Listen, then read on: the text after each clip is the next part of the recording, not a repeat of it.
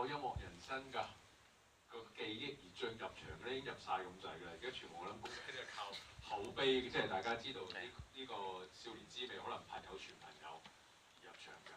咁其實呢個片咧係一個我哋拍即係音樂人生就拍一個男仔嘅啫，就係、一個 fixed perspective、character driven， 就好西方嘅一種講法嚟嘅。但係亦都個問題就停留喺一個中產家庭，因為何家正本身係一個中產家庭，就醫生嘅仔咁樣。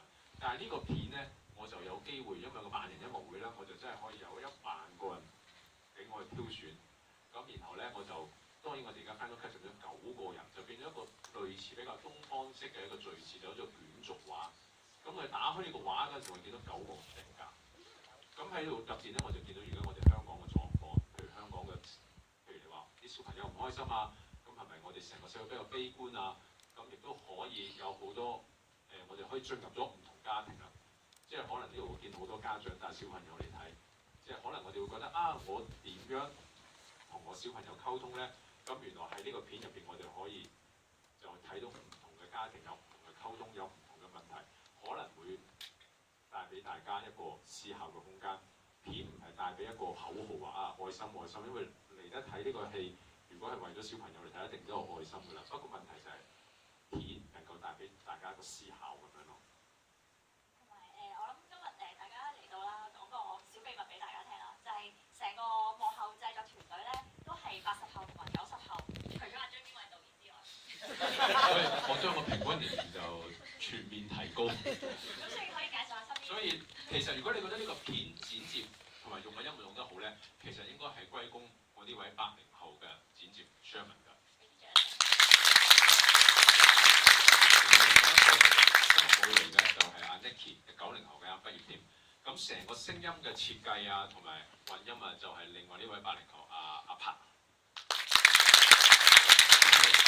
你聽到譬如有啲譬如樂欣嗰個女仔，佢屋企有啲唔方便講嘅時間，但係可以表達就靠阿柏將佢聲音點樣還回立體聲啊！呢個只有戲院先做得到啦，真係因為如果 DVD 啊就做唔到啦。咁有好多譬如有成個聲音啊，譬如你聽過，譬如一開始嗰個快樂頌其實係由後邊走過嚟，點樣令個聲音包圍大家，通過聲音畫面去令大家喺情緒上更加深入去了解呢9個小朋友。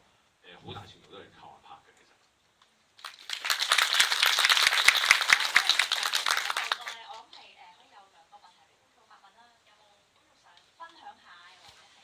我見到個觀眾可能睇咗第2次唔知第3次，好認得你哋。嗰次。有邊位觀眾？因為難得導演喺度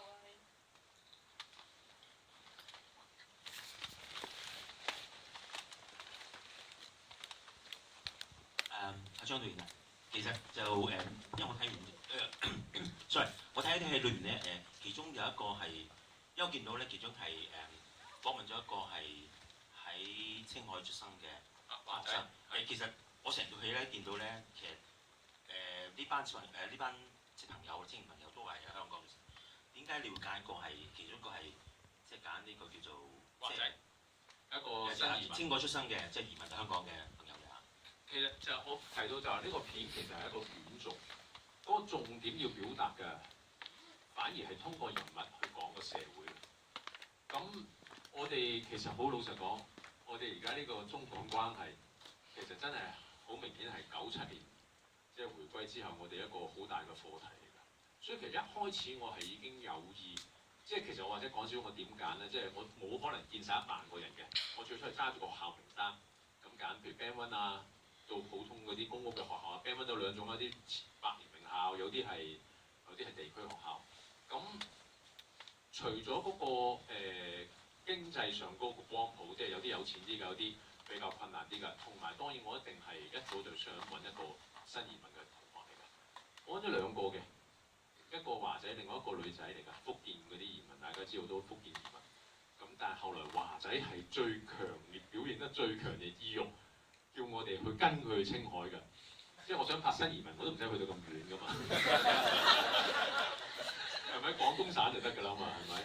即係青海你知道，第一跟住製片就哇個 budget 會高啦，然後跟住咧，其實我去到係3000尺㗎，3000尺我就第1日就瞓咗喺床度啦已經，因因為有少少高山症，咁佢哋年輕啲就冇問題。咁但係佢係好強烈要我哋去到嗰個地方，咁我亦都覺得好幸運㗎，因為你知大西北咧嗰個地方係咪唔係好開發啦，所以你哋會見到佢嘅朋友亮亮嗰個純真嘅面孔，好多係俾呢個純真嘅面孔打動。即係我係7、8年到改革開放第一次就去大陸嗰陣時，我都係小學生，咁當時深圳全部都類似咁嘅面孔㗎，但係而家其實大家知道喺大陸好難見到呢個面孔啦，要去到大西北一個咁純真嘅面孔同畫畫，咁呢個係我哋好好運動，可以睇到當中人同人之間兩個兒時互換嗰個大家嘅溝通咯。時間冇多啦，有冇最後一個問題？我想即係問下兩位年青人，即係做完呢個咁樣嘅電影啦，對你哋有啲乜嘢個別自己嘅啟發？咁第二就問翻導演，即係件事一個即係有一浪啦。咁下一個即係你完咗今次之後個啟發，下一次會有啲乜嘢係你覺得係社會嘅現象，值得同我哋分享嘅？多謝。咁我覺得剪完呢套幾難。主要我覺得因為我以前就覺得我以前中學嗰陣時都成日覺得會即係未來嘅父母，如果或者當我變成父母嗰陣時咧，下一代會好開心嘅，因為大家嗰個知識水平高咗啊，物質生活豐富咗啊，咁就大家會更加幸福啦，下一代會更加幸福。但係拍完呢套片同埋係啦睇得出嚟就發覺唔係咁簡單咯，係咯，即係可能下一代因為物質更加豐富，佢哋變咗思想更加複雜等等，所以佢哋面對嘅煩惱絕對唔會比我哋少咯。係呢個係我全心嘅感受。好快咁講好好玩嘅，我好快咁講話好玩，即係我當然唔係第一次同張導演合作去拍紀錄片啦。咁我會喺紀錄片裏邊會遇到好多人好多事。咁我通常做收音嘅，即係同埋混音啦。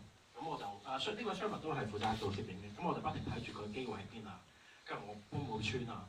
咁同埋睇到當中好多人，我接觸好多人，好好玩。我只係話係咯咁樣樣咯。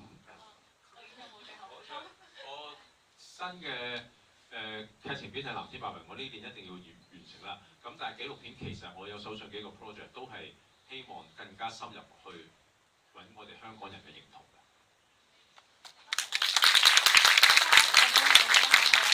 呢套片已經上映第4個禮拜啦，咁一路以嚟都係靠大家嗰個口碑，先可以吸引到啲人嘅入場。所以我希望大家如果仲想睇到有機會睇到香港咁寫實、咁貼地嘅一啲電影咧，幫手啊！即係叫身邊嘅朋友快啲嚟入場睇。WhatsApp 我哋入唔到㗎。